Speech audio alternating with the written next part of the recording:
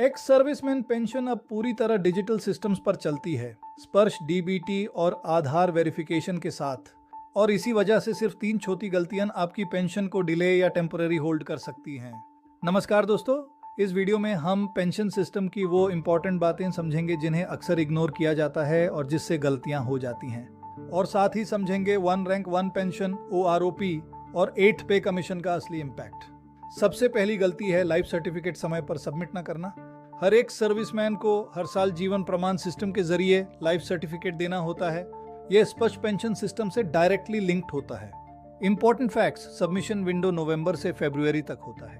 आधार biometric verification mandatory है। Mismatch होने पर प्रॉब्लम हो सकती है। मिस होने पर पेंशन स्टेटस टेम्पररी सस्पेंडेड हो सकता है।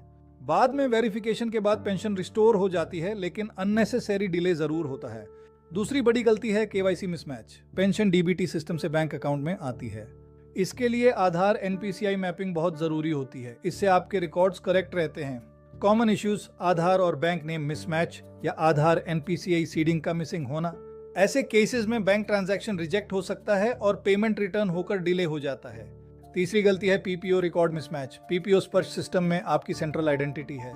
अगर रैंक या सर्विस मिसमैच हो या फैमिली पेंशन अपडेट पेंडिंग हो तो पेमेंट रुक सकती है।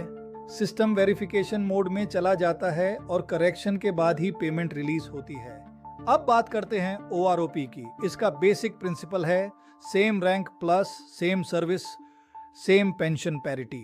OROP इम्प्लीमेंटेशन 2015 में ऑफिशियली शुरू हुआ। इसका में गोल रिटायरीज के बीच गैप खत्म करना है। पेंशन रिवीजन पीरियोडिक बेसिस पर होती है।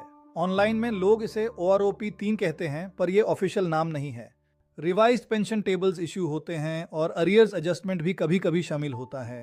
अब 8th पे कमीशन की बात करें, ये 2026 के आसपास एक्सपेक्टेड है प्रपोजल स्टेज में। इसमें बेसिक पे रिवीजन और फिटमेंट फैक्टर का बड़ा रोल होता है। 7th CPC में फिटमेंट फैक्टर 2.57 था। एस्टिमेट्स के मुताबिक 25 से 35% का एडजस्टमेंट पॉसिबल है, जो सर्विंग और पेंशनर्स दोनों को अफेक्ट करेगा।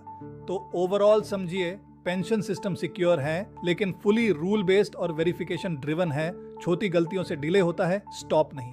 अवॉइड करने के लिए लाइफ सर्टिफिकेट समय पर भरें, आधार अपडेट रखें और PPO डिटेल्स वेरीफाई करें। दोस्तों, पेंशन सिस्टम सिंपल दिखता है लेकिन स्ट्रक्चर्ड और स्ट्रिक्ट है। यही इसे सिक्योर बनाता है। अगर ये जानकारी यूजफुल लगी हो तो वीडियो को शेयर करें और ऐसे ही अपडेट्स के लिए चैनल को सब्सक्राइब करें। धन्यवाद।